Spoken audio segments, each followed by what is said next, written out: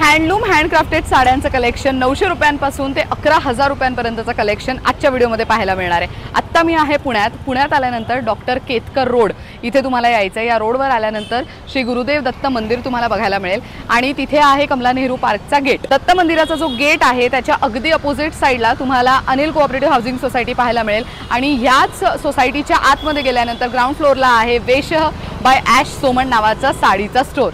या आहेत ash सोमनताई।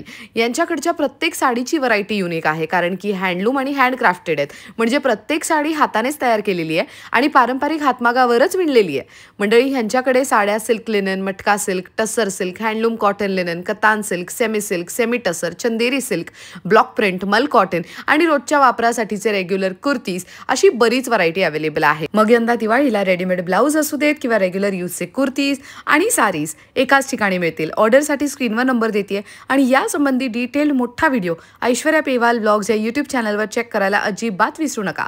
Thank you so much for watching.